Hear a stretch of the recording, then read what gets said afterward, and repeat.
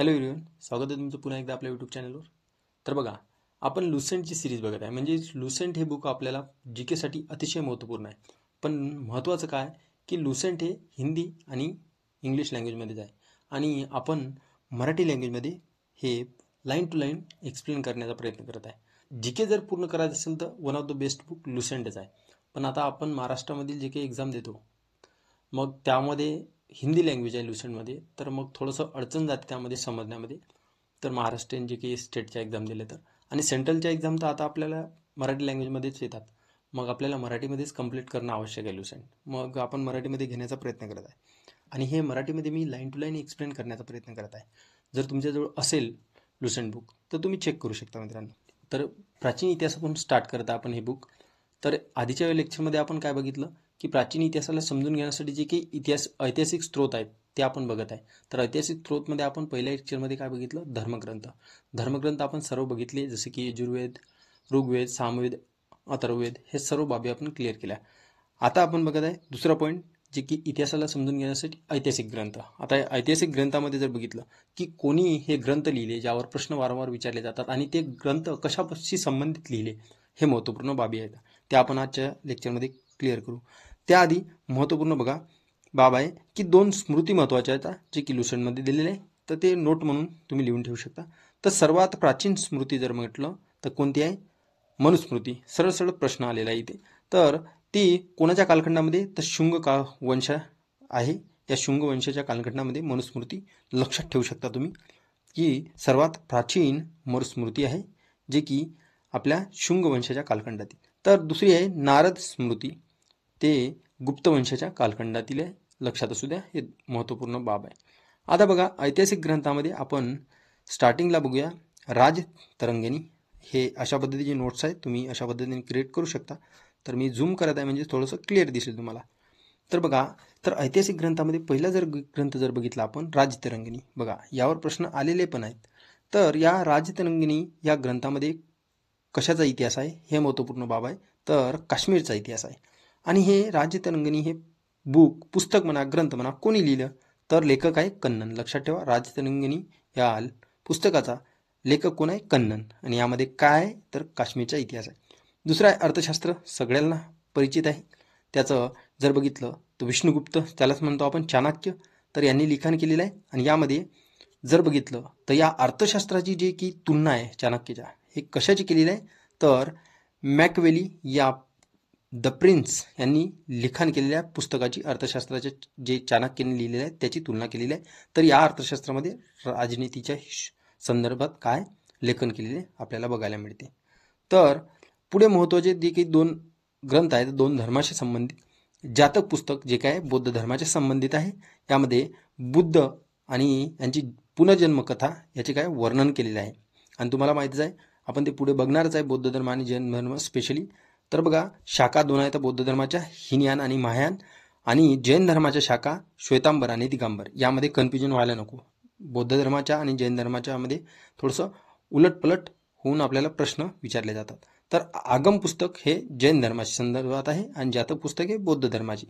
तर ग्रंथ जर बघितला आपण तर भगवती सूत्र हे ग्रंथ आहे. यामध्ये या भगवती सूत्र या ग्रंथामध्ये कुणाचं वर्णन आहे? तर वर्धमान महावीर यांच्या जीवनाचं वर्णन केलेलं आहे. एवढं लक्षात ठेवा. आणि बुद्ध आणि त्यांची पुनर्जन्माची जी काही कथाचं वर्णन आहे हे जातक या पुस्तकमध्ये बौद्ध धर्माच्या आहे. तर ह्या बाबी महत्त्वपूर्ण आहेत. तर बघा, आता पुढे भारतावर अरब लोकांनी आक्रमण केलं, तर याचा उल्लेख कशामध्ये बघायला मिळते आपल्याला? चचनामा या पुस्तकामध्ये बघायला मिळते. आणि या चचनामाचे लेखक कोण आहे? अली अहमद. बघा, भारतावर अरब यांचं आक्रमण केलं तर याचा उल्लेख आपल्याला चचनामामध्ये बघायला मिळते. तर हे लेखक या चचनामाचे अली अहमद आहे, एवढं लक्षात ठेवा. संस्कृत व्याकरणावर प्रथम पुस्तक जर बघितलं तर कोणी लिहिलं? तर अष्टध्यायी हे संस्कृत व्याकरणावरील प्रथम पुस्तक आहे, अष्टध्यायी. तर याचे लेखक कोण आहे? तर पाणिनी आहे, लक्षात असू द्या. आणि यामध्ये नेमकं कशाचा उल्लेख आहे? तर पूर्व मौर्य इतिहास यामध्ये उल्लेख आहे. म्हणजे मौर्य कालखंडाच्या आधीचा इतिहास आपल्याला बघायला मिळते. संस्कृतवरील व्याकरणाचे जे की पुस्तक आहे प्रथम, ते अष्टध्यायी हे पुस्तक आहे. तर याचे लेखक पाणिनी आहे. यामध्ये मौर्य काळाच्या पूर्वीचा इतिहास बघायला मिळते. तर भारतावर यवन यांचं आक्रमण झालं तर याची माहिती कोणत्या पुस्तकामध्ये बघायला मिळते तर गार्गी संहितामध्ये बघायला मिळते. यवन यांचं आक्रमण जेव्हा भारतावर होते त्याबद्दल. आणि अरबांचं आक्रमण जर बघितलं तर चशनामा याबद्दल आपल्याला माहिती मिळते. आणि भारतावर यवनांचं आक्रमण म्हणलं तर गार्गी संहिता यामध्ये आपल्याला बघायला मिळते. आणि याचे लेखक गार्गी संहिताचे काय कात्यायन आहे, लक्षात असू द्या. तर पुढे पुष्यमित्र शुंग यांचा इतिहास जर बघितला तर महाभाष्य यामध्ये बघायला मिळते आपल्याला. पुष्यमित्र शुंग यांचा इतिहास कशामध्ये बघायला मिळते, महाभाष्यामध्ये. त्याचे लेखक आहे पतंजली. तर लक्षात ठेवायचं आहे, महत्त्वपूर्ण आहे. यामध्ये जोड्या लावा विचारू शकते तुम्हाला. चेतनामा हे पुस्तक कोणी लिहिलं, अली अहमद यांनी लिहिलेलं आहे. अष्टदयी कोणी लिहिलेलं आहे, पाणिनी यांनी लिहिलेलं आहे. गार्गी संहिता कोणी लिहिलं आहे, कात्यायन यांनी लिहिलेलं आहे. आणि महाभाष्य कोणी लिहिलं, पतंजली यांनी लिहिलं. आणि थोडंसं डीपमध्ये जर विचारलं तर हे पुस्तक कोणतं पुस्तक कशाच्या बाबतीत आहे हे पण महत्त्वपूर्ण आहे, हे तुम्ही नोट डाऊन करू शकता. तर आता पुढे आपल्याला ऐतिहासिक ग्रंथ जर बघितले तर या ग्रंथाबद्दल आपल्याला वेगवेगळ्या प्रकारचे आक्रमण यामध्ये इन्व्हॉल्व झालेले आहेत, केलेले आहेत त्या लेखकांनी, ते सांगितलेलं आहे. तर आता पुढे आपल्याला इतिहासाबद्दल माहिती विदेशी यात्री जे की भारतामध्ये आलेत आणि त्यांनी भारताचं भ्रमण केलं आणि त्यांनी वेगवेगळ्या प्रकारचे पुस्तकं लिहिलेले, काही माहिती लिहिली, त्याबद्दल आपल्याला इतिहासाची माहिती मिळते. आता विदेशी यात्रेमध्ये जर बघितलं आपण तर पहिले विदेशी आपण चीनी लेखक बघू. आता चीनी व्यक्ती पहिला आहे फाहियान. आता फाहियान हे कधी आला तर चंद्रगुप्त II म्हणजे चंद्रगुप्त II यांच्या दरबारी आलेला फाहियान हा चीनी यात्री आहे. आणि याने कशाबद्दल माहिती दिली मग तर मध्य प्रदेशमधील जे काही समाज आहे त्या समाजाच्या संस्कृतीबद्दल त्यांनी वर्णन केलेलं आहे. कोणा, फाहियान. तुम्हाला विचारू शकते की कोणता चीनी लेखक आहे ज्याने मध्य प्रदेशातील समाजाची संस्कृतीबद्दल वर्णन केले तर फाहियान. आणि जर बघितलं संयुगन, काय संयुगन याने या शब्दामध्ये जर बघितलं तर यामध्ये बौद्ध ग्रंथ जे आहेत याचे एकत्र काय कलेक्शन केलेले आहे संयुगनमध्ये. मग फाहियान हे लक्षात ठेवा, संयुगन बौद्ध ग्रंथाचे एकत्र कलेक्शन. तर ही बाब महत्त्वपूर्ण आहे फाहियानच्या बाबतीत. तर हेनसांग, आता हेनसांग जर बघितलं दुसरा चीनी लेखक, हे कोणाच्या हर्षवर्धनच्या काळामध्ये आला आणि नालंदा विश्वविद्यालय येथे अध्ययन पण केले त्यांनी शिक्षकाचे काम पण केले आणि त्यासोबत प्लस बौद्ध ग्रंथ एकत्र करण्याचे पण काम हेनसांग यांनी केलेले आहे. आणि याने भ्रमण पुस्तक जर बघितलं याचे तर CUK या नावाने प्रसिद्ध आहे, जे की भारतामध्ये भ्रमण पुस्तक लिहिले त्यांनी. तर या CUK नावाने प्रसिद्ध आहे, महत्त्वपूर्ण आहे.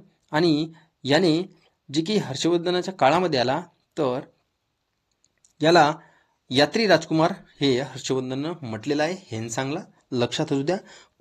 कोणाला यात्री राजकुमार म्हटलेलं आहे, कोणी म्हटलेलं आहे, हर्षवर्धन यांनी म्हटलेलं आहे हेनसांगला. तर हे चीनी जे की विदेशी यात्री आहेत. पुढे बघा आता आहे अरबी लेखक. आता अरबी लेखकामध्ये जर बघितलं तर पहिला आहे अल्बरुनी. आता अल्बरुनी जर बघितलं तो भारतात कधी आला, कसा आला तर मोहम्मद धर्मवी, इथं थोडंसं टायपिंगमध्ये मिस्टेक झालेली आहे, तर मोहम्मद गजनवी लिहा तिथे. मोहम्मद गजनवी सोबत तो भारतात आला. कोण आला मोहम्मद गजनवी सोबत भारतात, अल्बरुनी हे अरबी लेखक.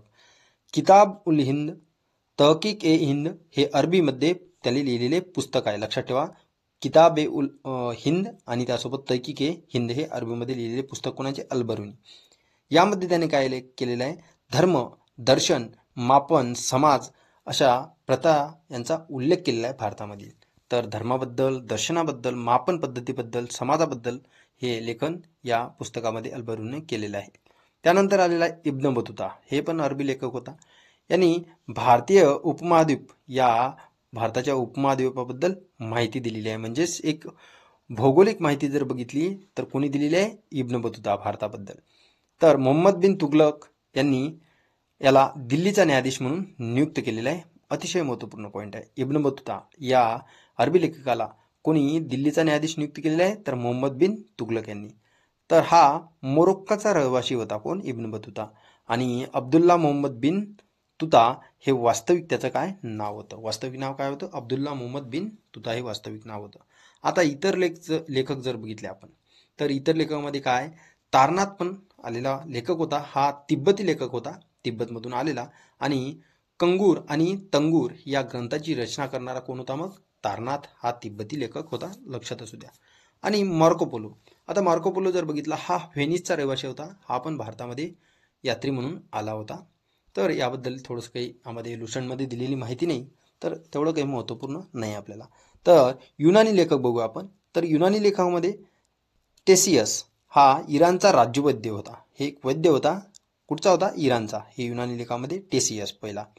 तर त्यासोबत हेरोडोटस. आता हेरोडोटस तर तुम्हाला माहितीच आहे, हा युनानी लेखक होता आणि यालाच इतिहासाचा पिता म्हटल्या जाते. कोणाला? हेरोडोटसला.